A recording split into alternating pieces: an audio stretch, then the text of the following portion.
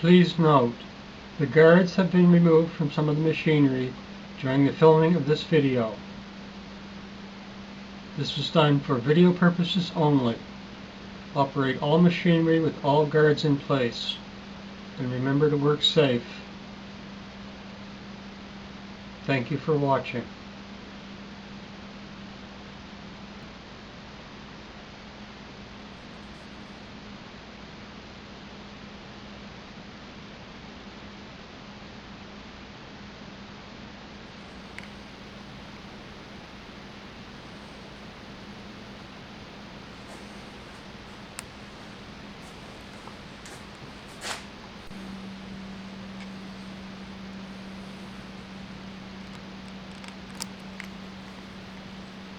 Okay, we've got all of our shells taped up, and we're ready to break one down now and get ready for the glue up.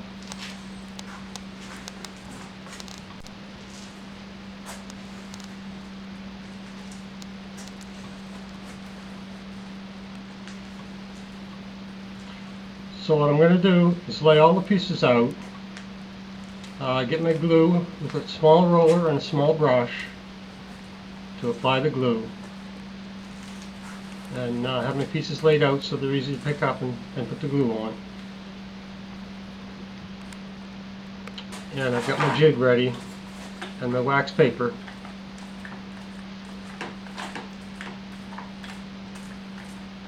So I'm going to start putting glue on the pieces.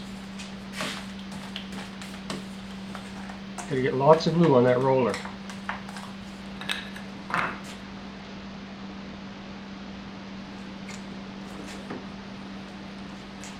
So what I'm going to do is glue up 3 pieces at a time. I'm just clamping them in a small vise, and put the glue on with the roller and do the grooves with a small brush. And this works out pretty good. And be sure to put lots of glue on. You don't want the joints to be dry.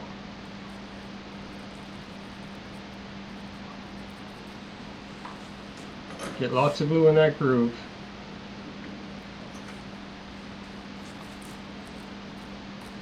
And that looks good. Flip them over.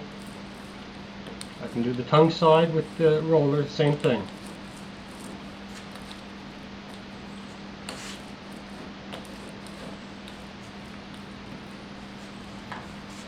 So you can do it whatever setup you like.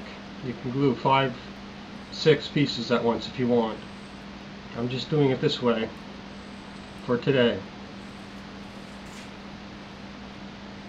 I started out gluing 1 piece at a time, but you don't have a lot of time for the glue up, so you have to keep moving along. Make sure to push the pieces tightly together before you put them in the jig. Now I'm fitting the last pieces into that shell.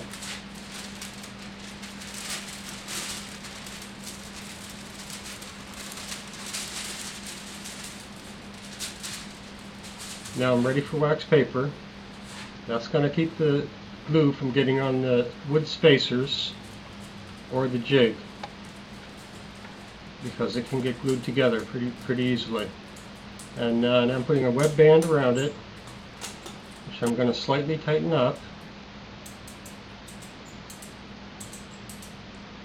just to pull the pieces together.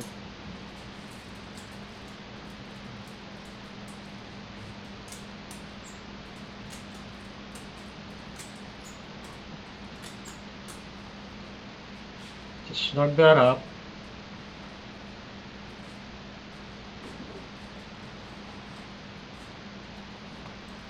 Now I'm going to use a rubber hammer, and I'm going to tap around the shell because I'm seeing some gaps between the staves, and I want to make sure that they pull in tight.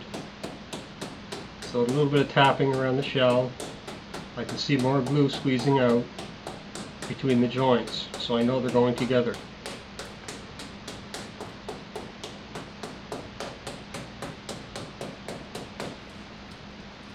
Just working my way around.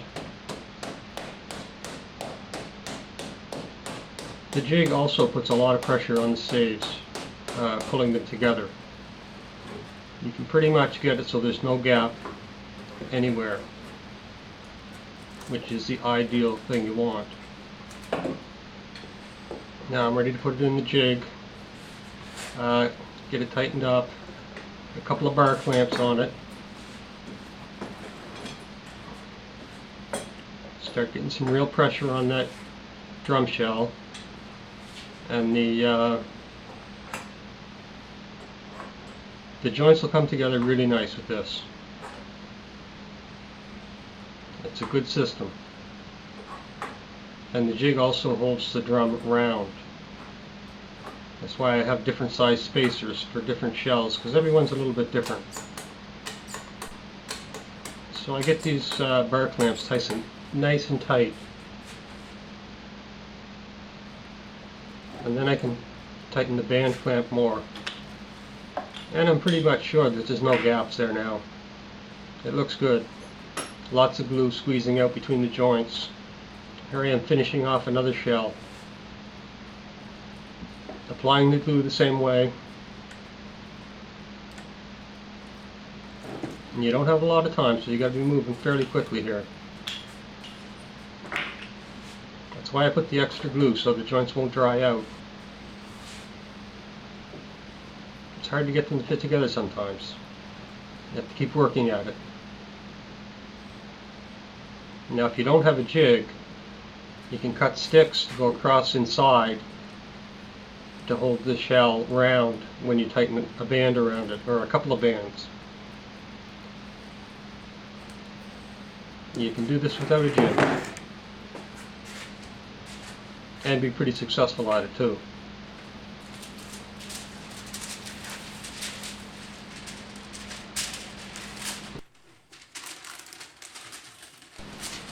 Forgot to cut myself a piece. And just put a piece around there and cut it off.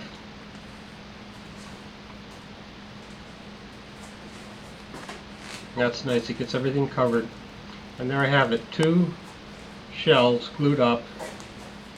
And I'll leave them sit overnight for the glue to dry. And once the glue's dry, I'm going to let them sit for at least a week for everything to cure properly. I'll put them in the house and let them sit. And tomorrow I'll glue up 2 more shells. I've got 10 shells I'm working on here now. Now I'm ready for the lathe. I have a one-way scroll chuck with large faceplate attached. And I made wooden jaws to be mounted onto the faceplate. And then I laid them out for the drum shell to be mounted on. And you can see how I bolted it together. It's a pretty solid setup. And there's 2 steps in here, if you can see them, for 2 different mountings.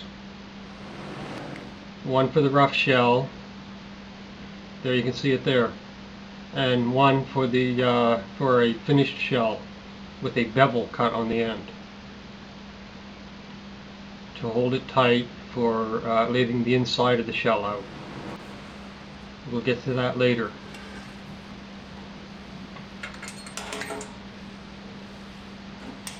So you can see there's a gap between the sections, and when I tighten the faceplate up onto the shell, there will still be gaps in there. You need those gaps so you know that the jig is tightening up properly. And I'll just show you that from a different angle. And this shell goes in pretty nice.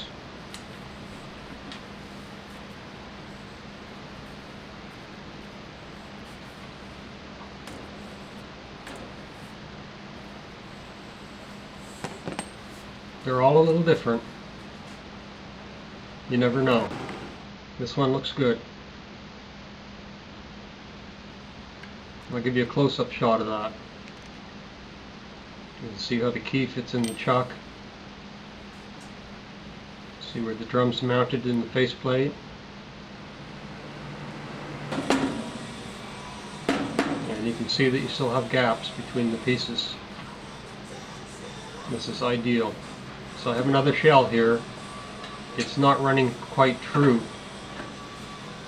So what I want to do is get it to run as perfect as I can, and it will leave the end will have a wobble in it, which I will have to cut off, but the shell will be running true to the tool rest. Just a little adjustment to make, and it's also not tight against the faceplate now, so when I cut the end off flat, I'm going to turn the shell around and remount it. And you can see here how the wobble is in the end, and that'll be easy to get rid of. I can just cut the end grain off, no problem. First step will be to score the inside.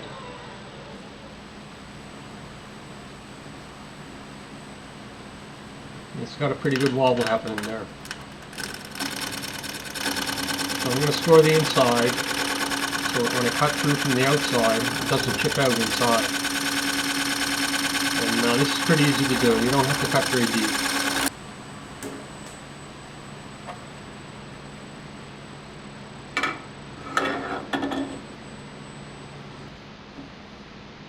And I'll stop that and see what it looks like. It looks pretty good. I'll say that that's good enough. And now I'll get ready to make the cut from the outside now.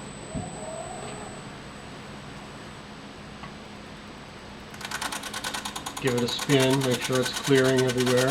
Looks good. Now I'm going to use my skew and I'm going to cut the end grain. And it'll take a few passes of taking just a slight bit off of it to get it down to where I want it, which will be nice and clean and flat. And you've got to take your time with this cut. I'm going to show you a couple different angles. It's hard to tell what the angle is from this angle.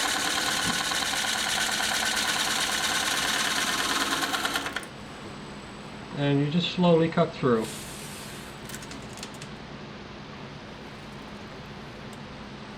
I'm just going to take a quick look at that so you can see. It's cut some of it, and there's still glue showing on some of the pieces, so I know it's not flat. I'll just keep going a bit more.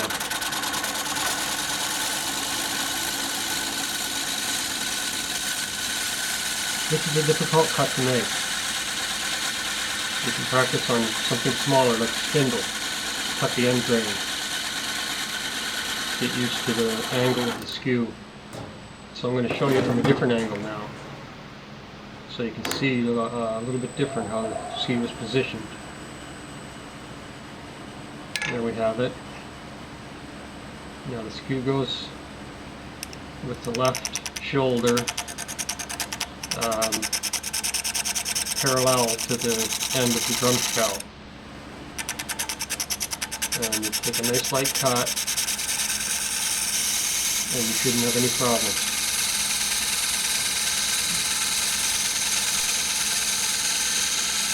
And you're going to have to make this cut over a few times, so it's good practice.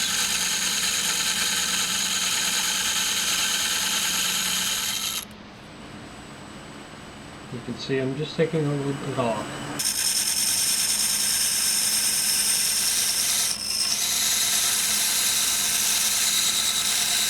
You don't want to try to take too much with one cut. And take your time. Go slowly across.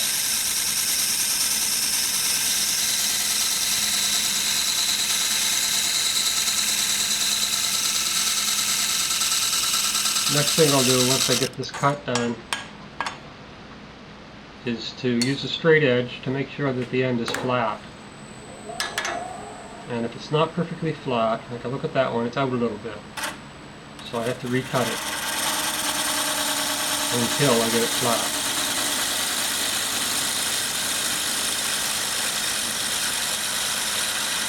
It's a tricky cut.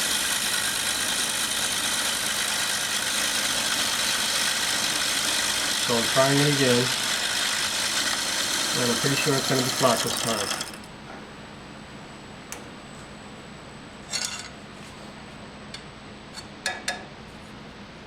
I'll check that for flatness. I've got a nice straight edge. Try that, and oh, that looks good. That's perfectly flat, exactly what I want. And you can take a look at the end grain, and it's a very clean cut. There's no tear out. And this is what you want, because that's going to be your bearing edge. You want a nice clean cut edge.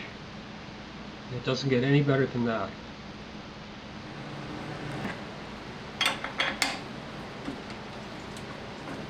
The next step will be to take the shell off and remount it with the flat edge against the faceplate.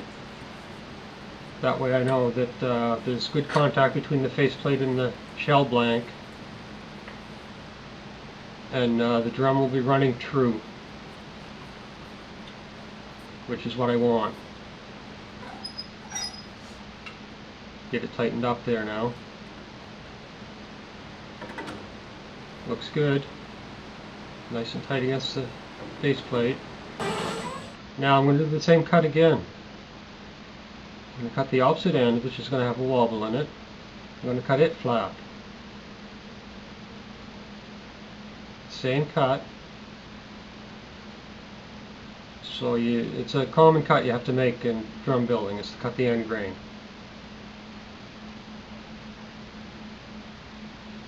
Practice with some spindles first. Be a little safer that way.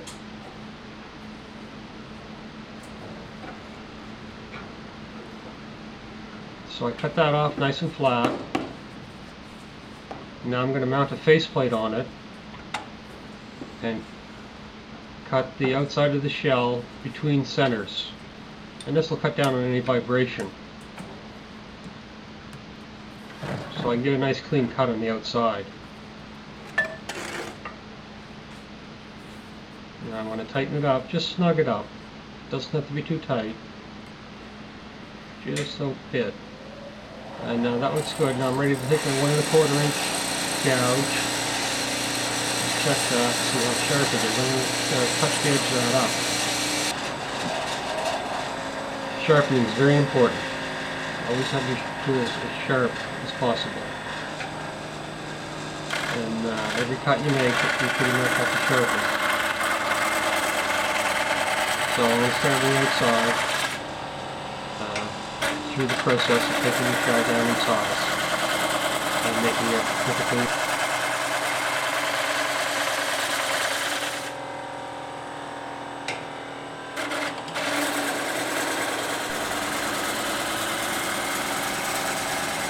And you don't want to take too much off.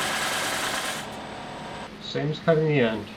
You don't take light cuts. Light passes are good enough. It's pretty safe that way. Now I'm checking it out. It's still got some flat spots. So let's start it up again and take more off of it with the roughing gouge.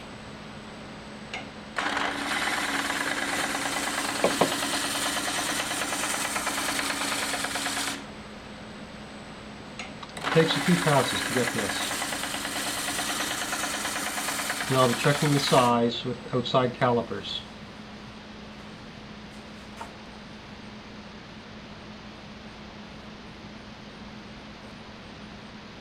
And we'll see how that is now. And I want to be sure that it's the same at each end and the center all the way across.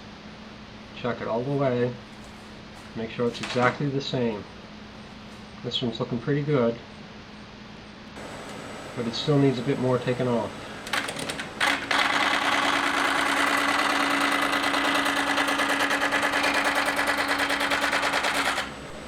So I'll take a little more off with the roughing gouge.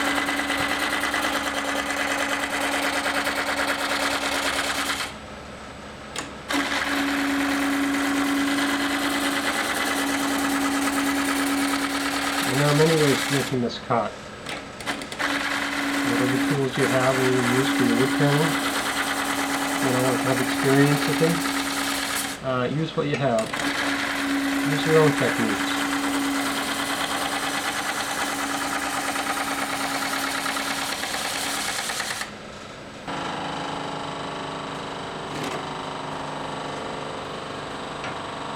That's coming up pretty good now, I can feel it.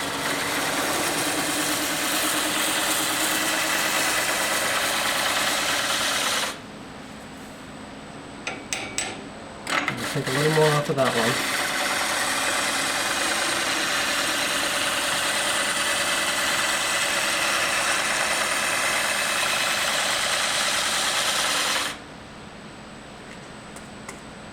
What I want to do is get the shell round first and even from end to end.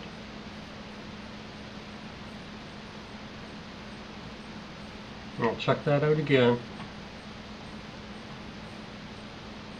And I'll measure that and see what size it's at.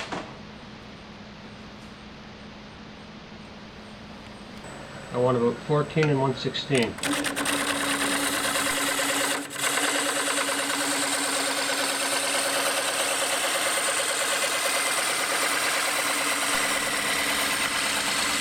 And cutting this one down a bit more. Just give you a different angle to see what I'm doing now. And I'm rubbing the bevel. Riding the bevel on this cut. And you can feel as the shell gets rounder and smoother. You can feel it and you can hear it. You just don't want to take too much off at this point.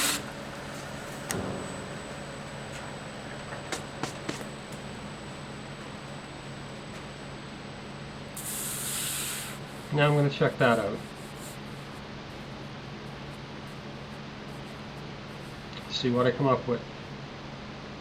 I still got a couple of flat spots there. I want to check my size though and see how it is.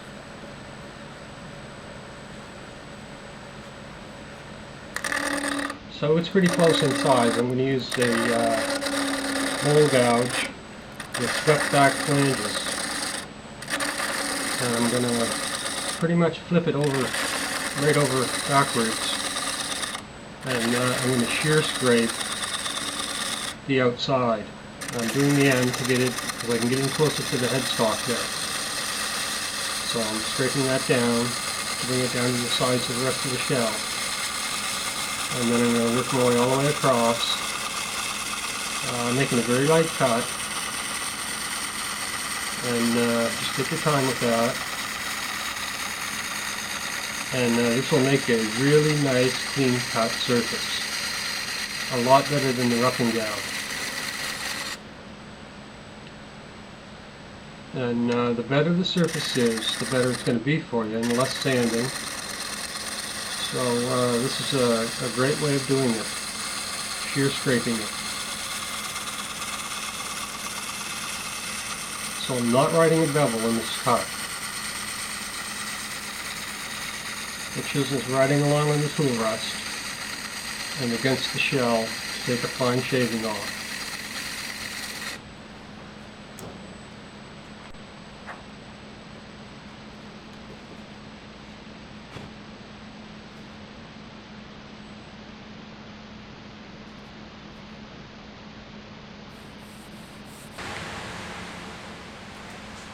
We're going to see what that looks like. Still got a bit more to take off.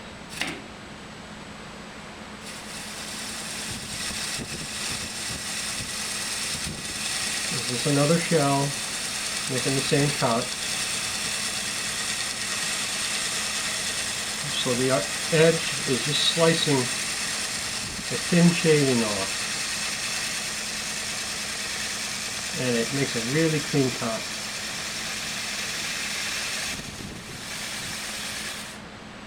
With no tear out at all. Which is pretty much what you want.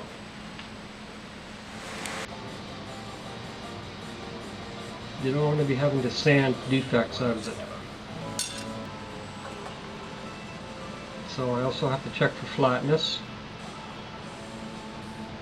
and check the size too.